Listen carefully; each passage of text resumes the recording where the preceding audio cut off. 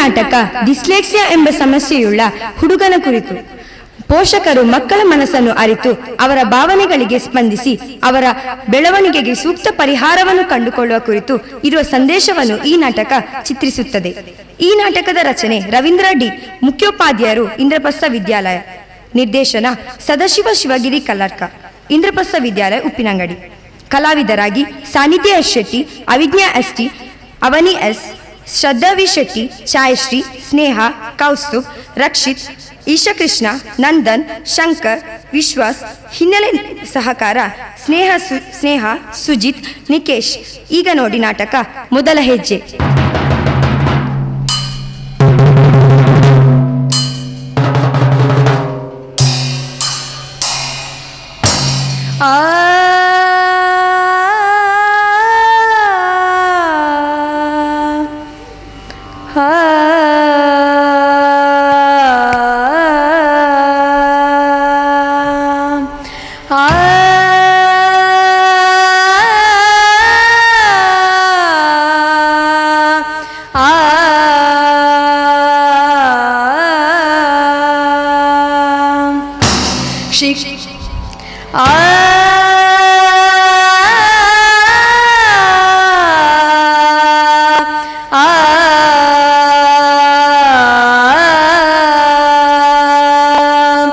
ಶಿಕ್ಷಣವೆಂಬುದು ಶಿಕ್ಷೆಯಲ್ಲ,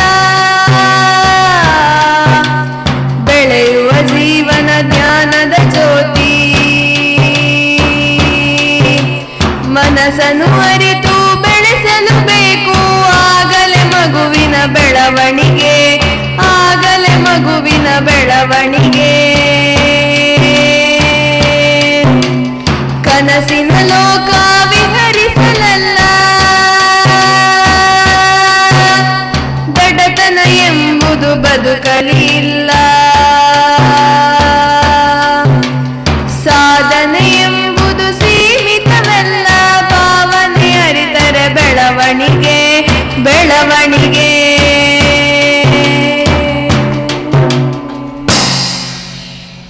ನಾವು ಇವನೊಳಗಿರುವ ಮನಸ್ಸು, ನಾವೆಂದರೆ ಇವನೇ.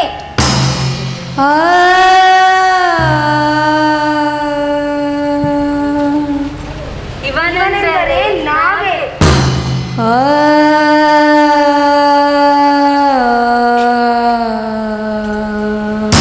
ನನಗೆ ಎಲ್ಲ ಮರೆತು ಹೋಗುತ್ತದೆ.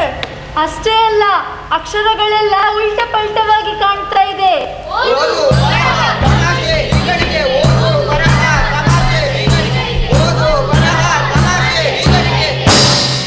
ಯಾಕೆ ಹೀಗೆ?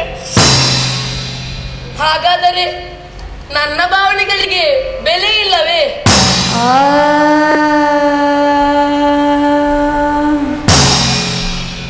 ಕೌಶಿಕ್, ಕೌಶಿಕ್, ಎದ್ದೇಳು, ಗಂಟೆ ಏಳಾಯ್ತು. ಅಮ್ಮ ಸ್ವಲ್ಪ ನಿಲ್ಲಮ್ಮ. ಈಗ ಹೇಳದಿದ್ರೆ ನೋಡೇನ್ ಮಾಡ್ತೇನೆ ಅಂತ. ಈ ಅಮ್ಮನಂದು ಯಾವಾಗ್ಲೂ ಇದ್ದಿದ್ದು. ಇಷ್ಟಾದರೂ ಭಾರತೀಯರು ಎದ್ದೇಳಲೇ ಇಲ್ಲ. ಅಲ್ಲಿ ನೋಡಿದರೆ ಸ್ವಾತಂತ್ರ್ಯದ ಕಿಡಿ ಹುತ್ತಿ ಉರಿಯುತ್ತಿದೆ.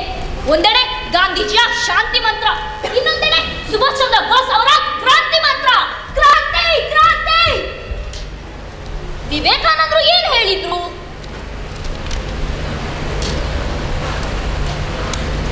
ಹೇಳಿ, ಎದ್ದೇಳಿ. ಅಣ್ಣ ಇನ್ನೂ ಎದ್ದೇ ಇಲ್ಲ. ಅಣ್ಣ ಅಣ್ಣ ಅಣ್ಣ ಅಣ್ಣ ಎದ್ದೇಳ ಅಣ್ಣ. ಹೋಗ ಮಾಡ್ತೀನಿ ತಡಿ. ನೋಡಮ್ಮ, ಅಣ್ಣ ಇನ್ನೂ ಎದ್ದೇ ಇಲ್ಲ. ಏನು, ಇನ್ನೂ ಎದ್ದಿಲ್ವಾ? ಗುಡ್, ಹೋಗು, ನಿನ್ ತಿಂಡಿದ್ದೀನಿ ಆಯ್ತಾ? ಎದ್ದೇಳು, ಎದ್ದೇಳು. ನೋಡು, ನಿನ್ನ ತಮ್ಮನನ್ನು ನೋಡಿ ಕಲಿ. ಈಗಾಗಲೇ ಸ್ಕೂಲಿಗೆ ಹೊರಟಿದ್ದಾನೆ. ಎದ್ದೇಳು, ಎದ್ದೇಳು. ಏನಾಯ್ತೆ? ನೋಡಿ, ಅವನಿನ್ನೂ ಎದ್ದೇ ಇಲ್ಲ. ಏನು, ಇನ್ನೂ ಎದ್ದಿಲ್ವೇ?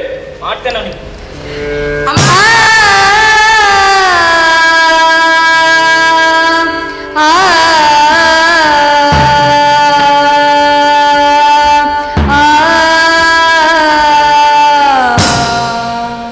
ಇದೆಲ್ಲಾಗಿದ್ದು ನಿನ್ನಿಂದಾನೆ.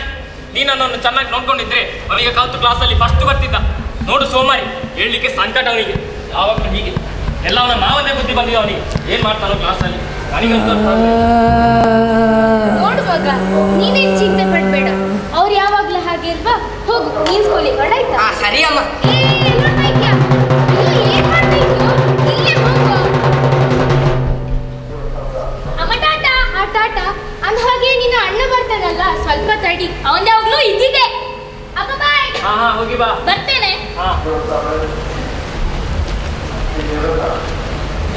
ಅಮ್ಮ ಅಮ್ಮ ಅವನ ಬೇಗ ಬೇರೆ ಮಕ್ಕಳು ಬೇರೆ ಹತ್ತಿದ್ರು ದಿನ ಎಂತದು ಹೋಗೋ ಬೇಗ.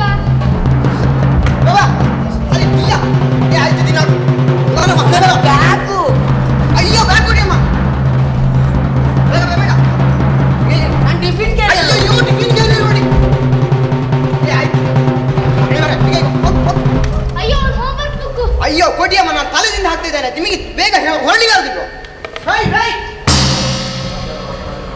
ಅಪ್ಪ ಮಕ್ಕಳು ಸ್ಕೂಲಿಗೆ ಹೋದ್ರು ಅಂದ್ರೆ ನೆಮ್ಮದಿ ಅಲ್ಲ. ಈ ಕೌಶಿಕ್ ದೊಡ್ಡವನಾದ್ಮೇಲೆ ಏನಾಗ್ತಾನೋ ಏನೋ. ಈ ಬಾರಿ ಆದ್ರೂ ಅವನ ಎಕ್ಸಾಮ್ ಅಲ್ಲಿ ಪಾಸ್ ಆದ್ರೆ ಸಾಕು. ಪಾಸ ಏನು ಪಾಸು? ಶಾಲೆಯಲ್ಲೂ ಆಟ, ಮನೆಯಲ್ಲೂ ಆಟ, ಎಲ್ಲಿ ನೋಡಿದ್ರು ಆಟವೇ ಆಟ ಒಂದು. ಅಲ್ಲ, ನನ್ನ ನೌಕರರ ಮಕ್ಕಳು ಇವನಿಗಿಂತ ಚೆನ್ನಾಗಿ ಓದ್ತಾ ಇದ್ದಾರೆ, ಇವನಿಗೊಬ್ನಿಗೆ ಓದ್ಲಿಕ್ಕೆ ಸಂಕಟ. ನಾನು ಆಫೀಸ್ಗೆ ಹೋಗಿ ಬರ್ತೇನೆ. ಏನ್ ಮಾಡ್ತಾನೆ?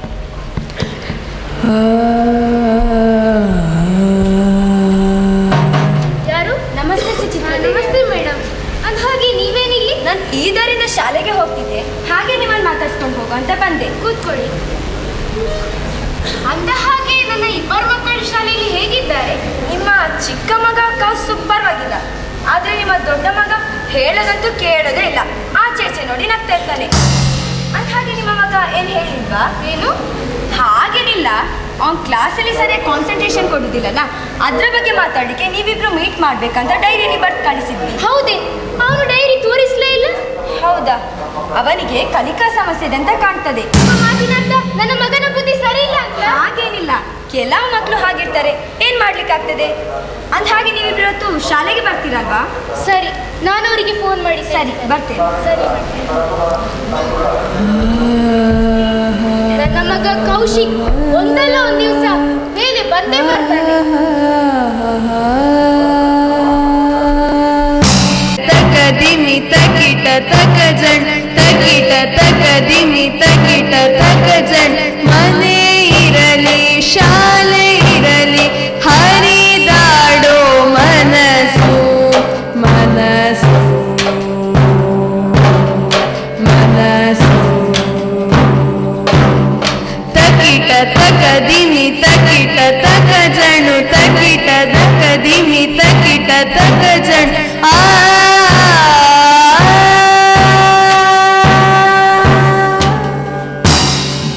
ಮನೆಯಲ್ಲಿ ಪರೀಕ್ಷೆ ಆಯಿತು, ಇನ್ನು ಶಾಲೆಯಲ್ಲಿ.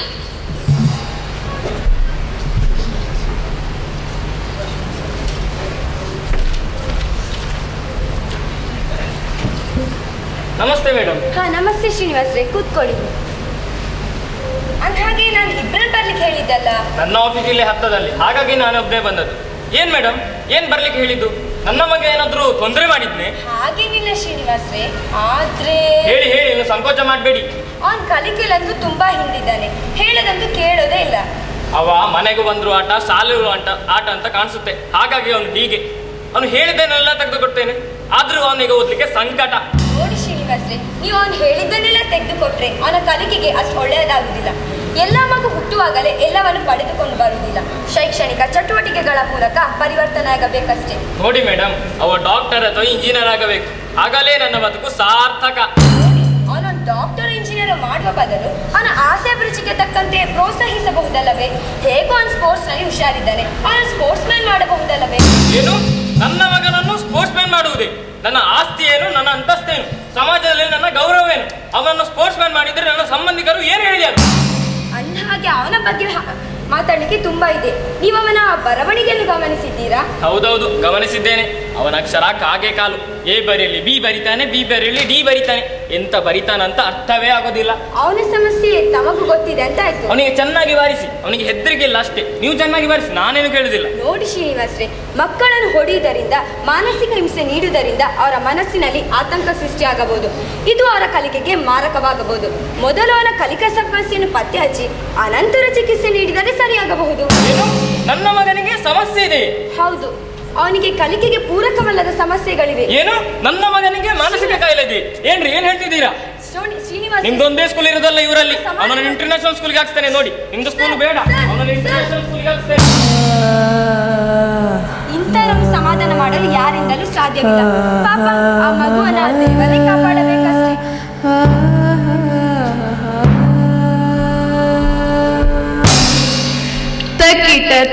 ದಿಮಿ ತಕಿಟ ತಕ ಜಣು ತಕಿಟ ತಕ ದಿಮಿ ತಕಿಟ ತಕ ಜಣು ತಕಿಟ ತಕ ದಿಮಿ ತಕಿಟ ತಕ ಜಣು ತಕಿಟ ತಕ ದಿಮಿ ತಕಿಟ ತಕ ಜಣು ಮನೆ ಇರಲಿ ಶಾಲೆ ಇರಲಿ ಹರಿದಾಡೋ ಮನಸ್ಸು ಮನಸ್ಸು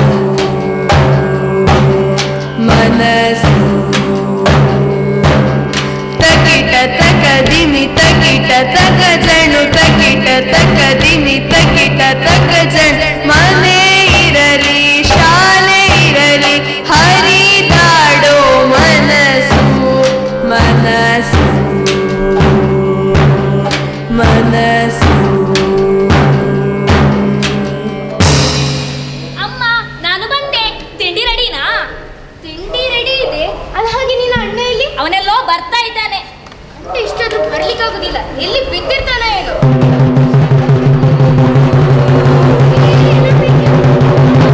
ತಿಂಡಿ ರೆಡಿ ಇದೆ, ಬೇಗ ಬರ್ಬೇಕಂತ ಇದಲ್ಲ.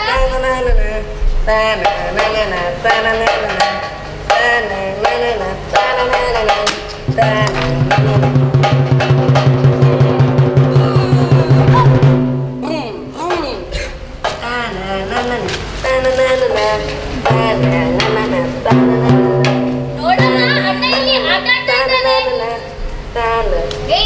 ಏನ್ ಮಾಡ್ತಾ ಇದ್ಯೋ? ಊರಿಂದ ಬಂದದ ತಡ ಬುಕ್ಕನೆಲ್ಲ ಹರಿದು ಆಟ ಆಡ್ತಾ ಇದ್ಯಾ? ನೋಡು, ನಿನ್ನ ತಮ್ಮನ ನೋಡಿ ಕಲಿ. ಈಗಾಗ್ಲೇ ಹೋಮ್ ವರ್ಕ್ ಸ್ಟಾರ್ಟ್ ಮಾಡಿದ್ದಾನೆ. ಬೇಗ ಹೋಗು, ಬ್ಯಾಗ್ ಮತ್ತೆ ಬುಕ್ಕನೆಲ್ಲ ಒಳಗಿಡು. ಬೇಗ ಹೋಮ್ ವರ್ಕ್ ಸ್ಟಾರ್ಟ್ ಮಾಡೋ, ಬೇಗ. ಅಮ್ಮ, ನನ್ನ ಬ್ಯಾಗ್ ಮತ್ತು ಬುಕ್ ನೀನೇ ಒಳಗಿಡು.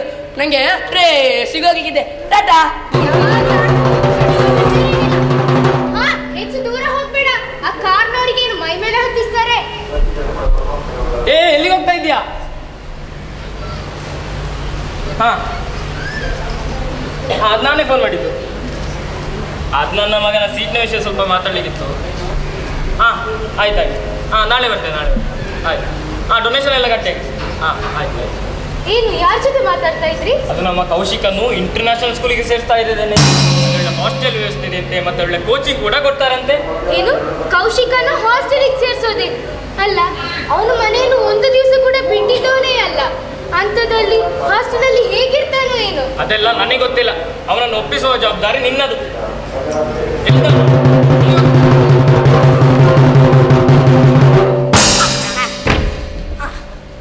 ಏನಮ್ಮ, ನನ್ನ ಹೆಸರು ಹೇಳ್ದಾಗಿತ್ತು. ನಂಗೆ ಏನಾದ್ರು ಸಿಗುತ್ತಾ? ಸಿಗುತ್ತೆ ಪೆಟ್ಟು. ಅಲ್ಲ ಮಗ, ನಿನ್ನೊಂದೊಳ್ಳೆ ಪೇಟೆ ಶಾಲೆಗೆ ಹಾಕ್ಬೇಕು ಅಂತ ಇದ್ದೇವೆ. ಅಲ್ಲಿ ಹಾಸ್ಟೆಲ್ ವ್ಯವಸ್ಥೆ ಇದೆಯಂತೆ, ಹಾಗೊಳ್ಳೆ ಕೋಚಿಂಗ್ ಕೂಡ ಕೊಡ್ತಾರಂತೆ. ಪೇಟೆ ಶಾಲೆಗ? ಈ ಶಾಲೆ ಚೆನ್ನಾಗಿದೆ ಅಲ್ಲಮ್ಮ. ಅಲ್ಲ ಮಗ, ನೀನ್ ಕಲ್ತು ಒಂದು ದೊಡ್ಡ ಇಂಜಿನಿಯರ್ ಅಥವಾ ಡಾಕ್ಟರ್ ಆಗ್ಬೇಕಲ್ಲ. ಅಪ್ಪ, ಹಾಸ್ಟೆಲ್ಗೆ ಹೋಗ್ತೀಯಲ್ಲ? ಇಲ್ಲಪ್ಪ. 2 ಲಕ್ಷ ಡೊನೇಷನ್ ಕೊಟ್ಟಾಗಿದೆ. ಇನ್ನು ಹೋಗೋದಿಲ್ಲ ಅಂದ್ರೆ ನನಗೆ ಗೊತ್ತಿಲ್ಲ. ನಾನು ಈ ಶಾಲೆಯಲ್ಲೇ ಕಲ್ತು ಕ್ಲಾಸಿಗೆ ಫಸ್ಟ್ ಬರ್ತೇನಪ್ಪ. ನೀನು ಈ ಶಾಲೆಯಲ್ಲಿ ಫಸ್ಟ್ ಬಂದದ್ದು ಗೊತ್ತಾಗಿ ನಿನ್ನ ಇಂಟರ್ನ್ಯಾಷನಲ್ ಸ್ಕೂಲಿಗೆ ಸೇರಿಸ್ತಾ ಇರೋದು. ಒಂದು 2 ವರ್ಷ ಇದ್ದು ನೋಡು ನಿನ್ನ ಬೆಳವಣಿಗೆಯನ್ನು. ಯಾರು ಮುಟ್ಟಲಾಗದಷ್ಟು ತರಕ್ಕೆ ಬೆಳೆದಿರ್ತೀಯಾ? ಹೊರಡು ಹೊರಡು, ನಾಳೆ ಬೇಗ ಹೋಗ್ಲಿಕ್ಕೆ ಹೊಡಿಸ ನಾನು. ಅಮ್ಮ, ಪ್ಲೀಸ್ ಅಮ್ಮ, ಪ್ಲೀಸ್ ಅಮ್ಮ, ನಾ ಹೋಗಲ್ಲಮ್ಮ. ಅಪ್ಪಳಿ ಸ್ವಲ್ಪ ಹೇಳಮ್ಮ. ಅಮ್ಮ, ಪ್ಲೀಸ್ ಅಮ್ಮ. ಅಮ್ಮ, ನಾ ಹೋಗುದಿಲ್ಲಮ್ಮ.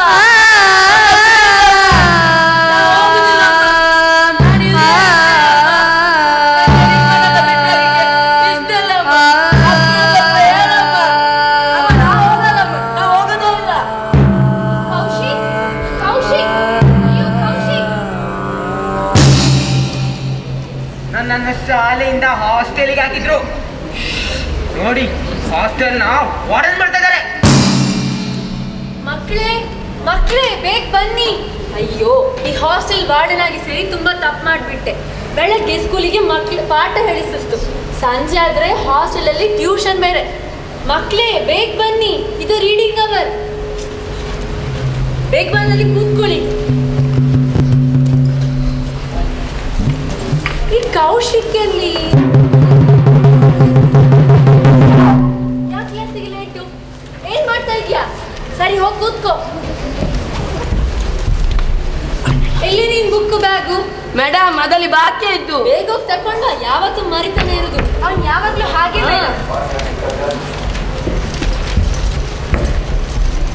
ಹಾಸ್ಟೆಲ್ಗೆ ಸೇರಿ 1 ತಿಂಗಳಾಗ್ತಾ ಬಂತು, ಇನ್ನು ಹೇಗಿರುದು ಅಂತ ಕಲ್ತಿಲ್ಲ ಪ್ರಾಣಿ. ಈಗ ಕನ್ನಡ ಪಂಡಿತರು ಬರ್ತಾರೆ, ನಿಮ್ಗೆಲ್ಲ ಡಿಕ್ಟೇಷನ್ ಕೊಟ್ಟಿದ್ರಲ್ವಾ, ಅದರ ಆನ್ಸರ್ ಶೀಟ್ ಈಗ ಕೊಡ್ತಾರೆ. ನಾನು ಆಮೇಲೆ ಕ್ಲಾಸ್ ತಗೊಳ್ತೇನೆ. ಎಲ್ಲರೂ ಸರಿ ಕೂತ್ಕೊಳ್ಳಿ ಎಲ್ರು. ಎಲ್ಲಾದರೂ ಇರು, ಎಂತಾದರೂ ಇರು, ಎಂದೆಂದಿಗೂ ನೀ ಕನ್ನಡವಾಗಿರು. ನಿನ್ನ ಕೊಟ್ಟ ಉತ್ತಲೇಖನದ ಉತ್ತರ ಪತ್ರಿಕೆ ತಗೊಂಡು ಬಂದಿದ್ದೇನೆ. ಇಲ್ಲಿ ನೋಡಿ, ಸಾನ್ನಿಧ್ಯ ನೀನು 25ರಲ್ಲಿ 24 ಅಂಕಗಳನ್ನು ತೆಗೆದಿದ್ದಿ. ಎಲ್ಲಿ ಹೋಯ್ತು 1 ಅಂಕ? ಅದು ಸ್ವಲ್ಪ ಸ್ಪೆಲ್ಲಿಂಗ್ ಮಿಸ್ಟೇಕ್ ಆಗಿದೆ. ಅದು ಇಲ್ಲ, ಏನೂ ಇಲ್ಲ. ನಿನಗೆ ಕಡಿಮೆ ಅಂಕ ಬಂದ್ರೆ ನಿನ್ನ ಪೋಷಕರು ನನ್ನನ್ನು ಕೇಳೋದು, ನಿನ್ನನ್ನಲ್ಲ. ಇನ್ನು ಸುಹಾಸ, ಆಹಾ ಮುಖದಲ್ಲಿ ಏನು ಮಂದಹಾಸ. ನೀನು 25ರಲ್ಲಿ 23 ಅಂಕಗಳನ್ನು ತೆಗೆದಿದ್ದಿ. ಎಲ್ಲಿ ಆಯ್ತು 2 ಅಂಕ? ತಿಂದಿಯಾ? ಇಲ್ಲ ಸರ್, ತಿಂದಿಲ್ಲ. ಮತ್ತೇನ್ ಮಾಡಿದಿ? ಬರಬೇಕ. ಇನ್ನು ಛಾಯಶ್ರೀ, ನೀನು 25ರಲ್ಲಿ 15 ಅಂಕಗಳನ್ನು ತೆಗೆದಿದ್ದಿ. ಯಾವ ಉದ್ಧಾರ ಆಗ್ತದೆ ಇವನು. ಇನ್ನು ಶ್ರದ್ಧಾ 25ರಲ್ಲಿ 15 ಅಂಕ. ನಿಮ್ಮಿಬ್ಬರದ್ದು ಒಂದೇ ಜೋಡಿ. ಇನ್ನು ಕೌಶಿಕ್, ನಿನ್ನೇ ಹೇಳ್ತಾ ಇರೋದು, ಸ್ವಲ್ಪ ನೆಟ್ಟ ಕೂತ್ಕೋ. ನನ್ನ ಇಷ್ಟು ವರ್ಷದ ಸರ್ವಿಸ್ನಲ್ಲಿ ನಾನಿಂತಹ ಒಂದು ಮಕ್ಕಳನ್ನು ನೋಡಿಲ್ಲ. ಏನ್ ಸರ್ ಅಷ್ಟು ಅದ್ಭುತವಾಗಿ ಬರ್ದಿದ್ದಾನ? ಇಲ್ಲಿ ನೋಡಿ, ಕನ್ನಡ ಶಬ್ದಕೋಶದಲ್ಲಿ ಇಲ್ಲದ ಎಲ್ಲ ಪದಗಳು ಮನೆ ಪೇಪರ್ನಲ್ಲಿ ಉಂಟು. ಎಲ್ಲ ಓದಿ ಹೇಳ್ತೇನೆ, ಕೇಳಿ. ಬರಬೇಕಾ? ಮನೆಗೆ ಬೀಜ ಸ್ವಲ್ಪ ಆ ಕಡೆ ಹೋಗು. ಇಲ್ಲಿ ನೋಡಿ, ಹಪ್ಪಳ ಅಂತ ಒಂದು ಶಬ್ದ ಕೊಟ್ಟಿದೆ. ಅದಕ್ಕೆ ನೀನು ಬರ್ತಿದ್ದಾನೆ ಗೊತ್ತಾ? ಹಪ್ಪಳ ಅಂತ ಬರ್ತಿದ್ದಾನೆ, ಮೂರ್ಖ. ಅದ್ ಯಾಕೆ ಹಾಗೆ ಬರ್ತಿದ್ದಾನೆ ಅಂತ ನಂಗೆ ಗೊತ್ತು ಸರ್. ಹಪ್ಪಳ ಅಂತ ಒತ್ತಿ ಬರ್ದ್ರೆ ಹಪ್ಪಳ ಹೊಡಿಯಾಕ್ಬೋದಲ್ಲ ಸರ್, ಹಾಗೆ ಬರ್ದಿರ್ಬೇಕೇನೋ. ಇವನ ಆನ್ಸರ್ ಶೀಟ್ ನೋಡಿ, ಗಣಿತದಲ್ಲಿ 3 × 3 ಅಂದ್ರೆ ಇವನಿಗೆ 6 ಅಂತೆ. 3 × 3 9 ಆಗ್ತದೋ ಏನೋ. ಇನ್ನು the length of the ladder is 7 feet ಅಂತ ಬರೀಬಾರ್ದು, 7 centimeter ಅಂತ ಬರ್ದಿದ್ದಾನೆ. ಫೀಟ್ಗೂ ಸೆಂಟಿಮೀಟರ್ಗೂ ವ್ಯತ್ಯಾಸನೇ ಗೊತ್ತಿಲ್ಲ.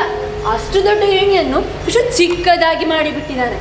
ಇನ್ನು ಇಂಗ್ಲಿಷ್ನಲ್ಲಿ ನೋಡಿ, ಡಂಪ್ ಅಂತ ಬರೀ ಬದಲು ಪಂಪ್ ಅಂತ ಬರೆದಿಟ್ಟಿದ್ದಾನೆ. ಇನ್ನು ನೋಡಿ, ಕೊಪ್ಪರಿಗೆ ಅಂತ ಒಂದು ಶಬ್ದ ಹೇಳಿದ್ದೆ, ಅದಕ್ಕೆ ಏನು ಬರ್ತಿದ್ದಾನೆ ಗೊತ್ತಾ? ಕೆಪ್ಪರಿಗೆ ಅಂತ ಬರ್ತಿದ್ದಾನೆ, ಕೆಪ್ಪ. ಇನ್ನು ನೋಡಿ, ದ್ವಿರುಕ್ತಿ ಅಂತ ಒಂದು ಶಬ್ದ, ಅದಕ್ಕೆ ಇವನು ಬಿದಿರುಗುತ್ತಿ ಅಂತ ಬರ್ತಿದ್ದಾನೆ, ಗೋಣ. ಇನ್ನು ನೋಡಿ, ಬಲಿಗೊಡು ಅಂತ ಒಂದು ಶಬ್ದ ಹೇಳಿದ್ದೆ, ಏನು? ಅದಕ್ಕೆ ಇವನೇನು ಬರ್ತಿದ್ದಾನೆ ಗೊತ್ತಾ? ಬಳ್ಳಿಗೊಡು ಅಂತ ಬರ್ತಿದ್ದಾನೆ. ಆ ಬಳ್ಳಿಗ ಕಟ್ಟೆಕೊಂಡು ನೋಡು ನೀನು. ಇನ್ನು ನೋಡಿ, ಸಿಕ್ಕಿತು ಅಂತ ಒಂದು ಶಬ್ದ, ಅದಕ್ಕೆ ಇವನು ಸೀಕಿತ್ತು ಅಂತ ಬರ್ತಿದ್ದಾನೆ. ಯಾವ್ದು ಸೀಕು ಬಂದುಕೊಂಡೇ ಇರುದು. ನಾನು ನಿಮ್ನ ಕ್ಲಾಸಿಗೆ ಹೋಗಿದ್ನ, ಒಂದು ಪ್ರಶ್ನೆ ಕೇಳಿದ್ದೆ, ಜನರೇಟರ್ ಹೇಗೆ ಸ್ಟಾರ್ಟ್ ಆಗುತ್ತೆ ಅಂತ. ಅದಕ್ಕೆ ಇವ್ನು ಕೊಟ್ಟ ಉತ್ತರ ನೋಡಿ ನಂಗೆ ನಗುನೇ ಬಂದ್ಬಿಡ್ತು. ಕೇಳಿ ಸರ್ ಇವನ ಬಾಯಿಂಗ್ಲೆ. ಹೇಗ ಜನರೇಟರ್ ಸ್ಟಾರ್ಟ್ ಆಗೋದು ಹೇಳಬೇಕಾ?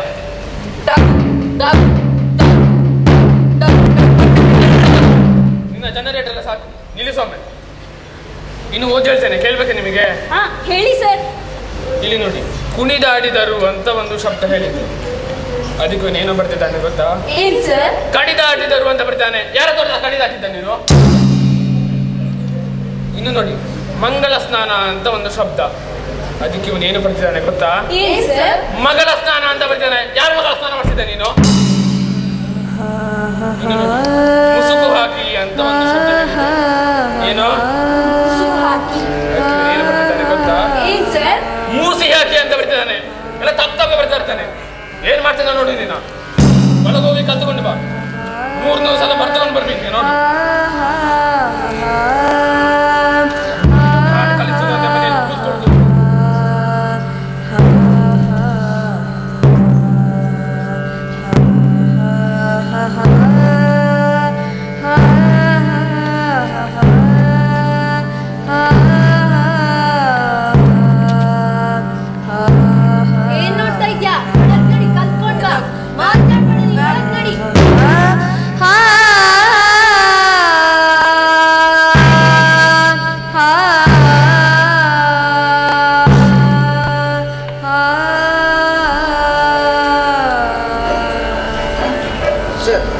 ಹೀಗೆ ಮಾಡಬಾರ್ದು. ಅವನಿಗೆ ಏನೋ ಸಮಸ್ಯೆ ಇದೆ ಅಂತ ಕಾಣಿಸ್ತದೆ, ಹಾಗೆ ಹೀಗೆ ಮಾಡ್ತಾ ಇದ್ದಾನೆ. ಅಯ್ಯೋ, ಅಂತ ಮಕ್ಕಳು ಯಾವಾಗಲೂ ಹೀಗೆ. ಅಂಥವರಿಗೆ ಪಾಠ ಕಲಿಸುವುದೊಂದೇ, ಕಲ್ಲಿನ ಮೇಲೆ ನೀರು ಹಾಕುವುದು ಒಂದೇ. ಅವನಿಗೆ ಪಾಠ ಕಲಿಸಿ ನನ್ನ 10 ವರ್ಷ ಆಯಿಸುವಂತಷ್ಟೇ. ಮೇಡಮ್, ಅವನಿಗೆ ನೀವೇ ಪಾಠ ಕಲಿಸಿ, ನನ್ನಿಂದ ಆಗಲ್ಲ. ಮೇಡಮ್, ಅವನನ್ನು ನಾನು ನೋಡಿ ಹೇಳ್ತೇನೆ. ನಿಂಗಾಯ್ತು ಬಿಡಿ ಸರ್, ನಂಗಾಗ್ಲಿಕ್ಕಿಲ್ಲ. ಮಕ್ಕಳೇ, ನಿಮಗೆಲ್ಲ ಸ್ಪೆಷಲ್ ಕ್ಲಾಸ್ ಅನ್ನು ನಾನು 6 ಮನೆಗೆ ಎಲ್ಲರೂ ಬೇಗ ಬೇಗ ಹೋಗಿ.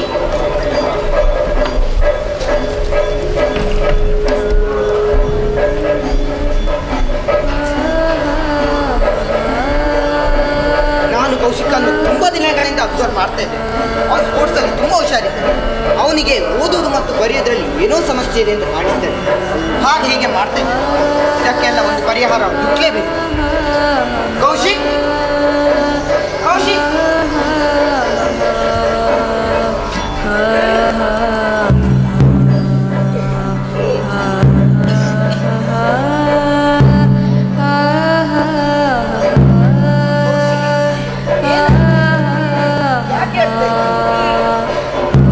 ನಂಗೆ ಎಲ್ಲರೂ ತಮಾಷೆ ಮಾಡ್ತಾರೆ ಸರ್.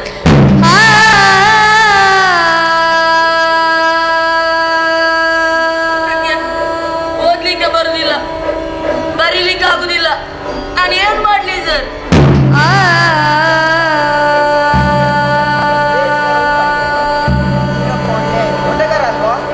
ಹೌದು ಸರ್, ನಾನಾಗಲು ಫಾಸ್ಟ್ ಓದ್ತೀನಿ. ಓಡಿ ತರಿಸ್ಬೇಕಾ? ಈಗ ಬೇಕು.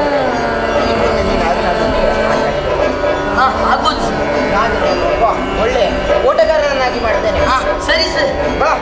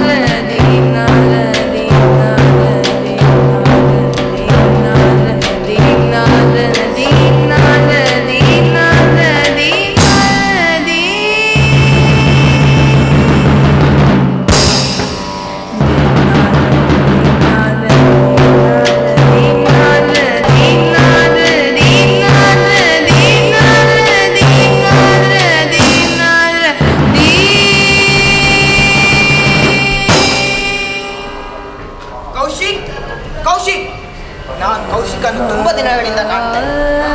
ಸ್ಪೋರ್ಟ್ಸಿಗೆ ಬರದೆ 2 ದಿನ ಆಯ್ತು. ಮತ್ತೇನಾದ್ರೂ ಆಯ್ತು? ಕೌಶಿಕ್, ಏನಾಯ್ತು? ತುಂಬ ವೀಕ್ ಆಗಿದೆ, ಜ್ವರ ಬೇರೆ.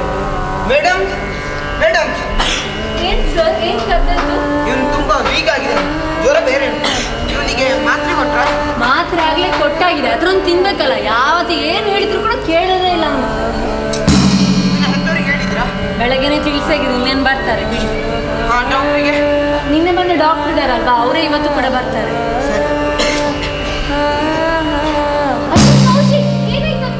ಏನಾಗ್ಲಿಲ್ಲ ಅಮ್ಮ, ಹೆದರಬೇಡಿ, ಸ್ವಲ್ಪ ಜ್ವರ ಬಂದಿದೆ ಅಷ್ಟೇ.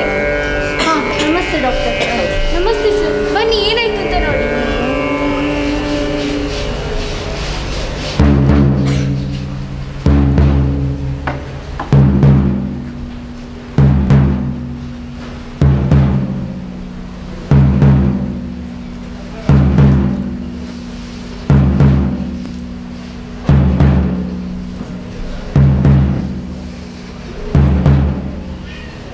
ಡಾಕ್ಟರ್, ಇವನು ತುಂಬಾ ನಿಶ್ಶಕ್ತನಾಗಿದ್ದಾನೆ, ಮಾನಸಿಕವಾಗಿ ತುಂಬಾ ವೀಕ್ ಆಗಿದ್ದಾನೆ. ಇವನಿಗೆ ಟ್ರೀಟ್ಮೆಂಟ್ಗಿಂತಲೂ ಅಗತ್ಯವಾದದ್ದು ಇವನ ಮನಸ್ಸಿಗೆ ಸ್ಪಂದಿಸೋ. ಅಂದ ಹಾಗೆ ನೀವು ಇವನ ತಾಯಿ ಅಲ್ಲ? ಹೌದು ಸರ್. ನಿಮ್ಮ ಬಳಿ ಸ್ವಲ್ಪ ಮಾತಾಡಲಿಕ್ಕಿದೆ. ಬನ್ನಿ ಸರ್, ಬನ್ನಿ ಮೇಡಮ್. ಇವನಲ್ಲೇ ವಿಶ್ರಾಂತಿ ಪಡಿ.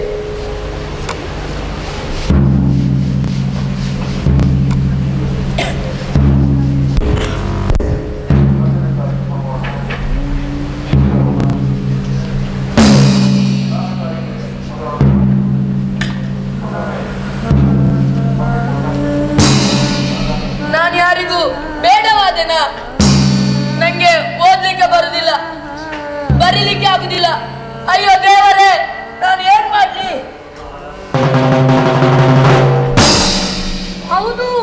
ನಿನ್ಗೆ ಓದ್ಲಿಕ್ಕೆ ಬರುದಿಲ್ಲ, ಬರೆಯಕ್ ಬರುದಿಲ್ಲ. ಹೌದು, ನೀನ್ ಯಾರು? ನಾನು ನೀನೇ ಅಂದ್ರೆ ನಿನ್ನ ಆತ್ಮ. ಹೌದು, ನಂಗೆ ಓದ್ಲಿಕ್ಕೆ ಆಗುದಿಲ್ಲ, ಬರೀಲಿಕ್ಕೆ ಬರುದಿಲ್ಲ. ಅಯ್ಯೋ, ನೀನು ಮರೆಗುಳಿ ಅಲ್ವಾ? ಹೌದು, ನೀನ್ ಯಾರು? ನಾನು ನಿನ್ನ ಮನಸ್ಸು. ನಿನ್ನ ಮನಸ್ಸು ಚಂಚಲವಾಗ್ತದಲ್ವಾ? ಹೌದು, ನಾನು ಮರೆಗುಳ್ಳಿ, ನನ್ನ ಮನಸ್ಸು ಚಂಚಲ. ಅಯ್ಯೋ, ನೀನಿವರ ಮಾತುಗಳನ್ನು ಕೇಳಬೇಡ. ನೀನೊಬ್ಬ ಒಳ್ಳೆ ಓಟಗಾರ ಅಲ್ವಾ? ಹೌದು, ಆದ್ರೆ ನೀನ್ ಯಾರು? ನಾನು ನಿನ್ನೊಳಗೆ ಅಡಗಿರುವ ಕ್ರೀಡಾಪಟು. ನೀನು ಓಟದಲ್ಲಿ ತಾಲೂಕಿಗೆ ಹೊತ್ತು ಬಂದಿದ್ದಿ. ಹೌದು ಹೌದು. ನೋಡು ನಿನ್ನ ಟ್ರೋಫಿ. ನಿನ್ನ ಅಪ್ಪ ಏನ್ ಹೇಳಿದಾರಂತ ನೆನಪಿದ್ಯಾ? ನಿನ್ನ ಅಮ್ಮ ಏನ್ ಹೇಳಿದ್ರಂತ ಗೊತ್ತಾ?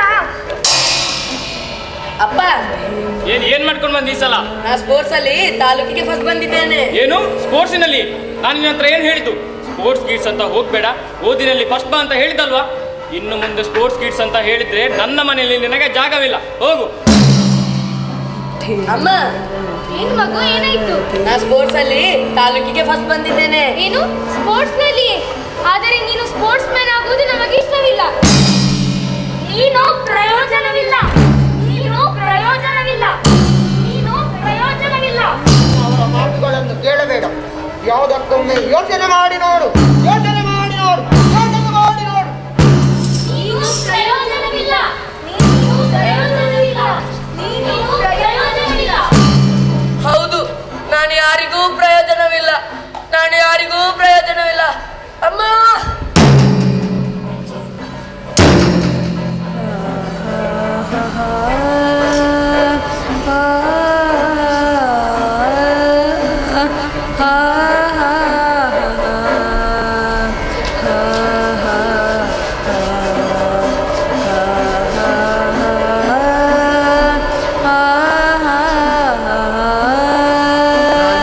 ಮೊದಲೇ ಹೇಳಿದ್ದೆ, ಇವನು ಮಾನಸಿಕವಾಗಿ ತುಂಬಾ ವೀಕ್ ಆಗಿದ್ದಾನೆ.